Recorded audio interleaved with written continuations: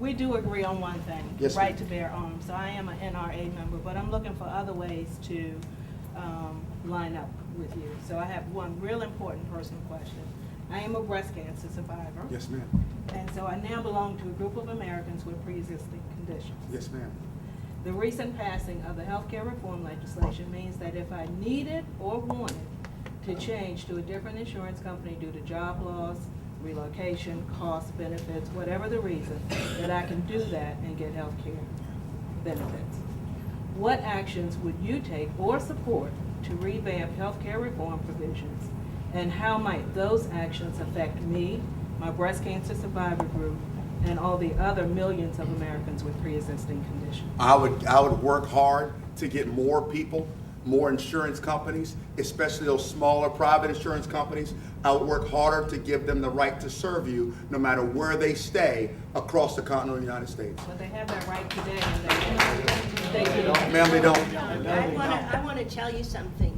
I've been physically handicapped since I was 7 years old, and I have never been turned down for health insurance. Oh, wow. So it's not as prevalent and as demonizing as the media and whoever else is talking.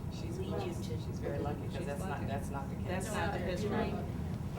I have 20 women in my breast cancer support group. Yes, ma'am. And more than one, several of them, have lost their job and then needed to get new insurance. And because they had a pre-existing condition, they've been unable to do that. And the few that have been able to find that, it's been cost prohibitive. Yes, ma'am. So I'd like to think that I would never end up in that situation.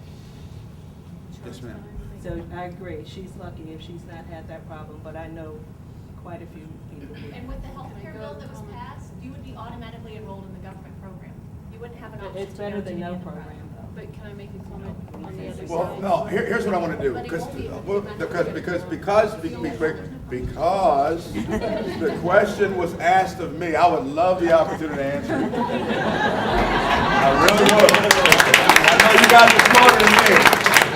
I've got a long way to go, but ma'am, I would work aggressive and hard to ensure that other options and opportunities would be provided for you. Right now, we're seeing everything in a very small tube because very little people can compete for your business. We have to open that up to provide the opportunity for it, because your case is not the only one. There are thousands of cases like that across the board, and all are subject to the same regulations, but the problem is their inability to be able to compete for your business. If I could get 38 more congressmen that think the same way I do, so that we could have some type of a push in the Congress and Senate to think the same way, to find that, we could open up that opportunity for you. Now, there are reasons why people don't believe it will work, nervous about this, how do you regulate it, et cetera. My answer is we're already regulating it.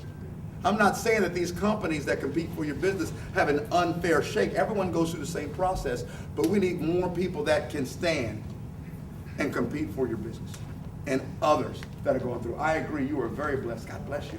But for those that are out there that don't have that same thing, that same view, we need to make that an option for you, so that they can have people compete for their business. Would you make pre-existing conditions illegal to deny? Would I make pre-existing Would you make it conditions illegal to deny someone for I would not pre-existing make conditions? pre-existing conditions illegal, and I'll tell you why. Her case is her case, but everyone's case is uniquely different. Because if you have someone that's been a chain smoker all their lives, my brother looks at me, and I don't have anything against chain smokers. But let me tell you something. I have been every morning for the past 20 years, not every morning, but most mornings, I make myself exercise every day, whether I want to or not. My brother likes to look at me and say, well, you know, you just exercise because you like to get up at 5 in the morning. No one likes to get up at 5 in the morning and go exercise. So and I love my brother to pieces, but I tell you what, if he decides that he wants to chain smoke for 20 some odd years and then take advantage through my tax dollars to gain health care, there's a problem with that. If you decide to live the way you're living and something happens to you that is a fault of your own, unlike your situation, you ought to be held accountable for what you did. It should be that simple.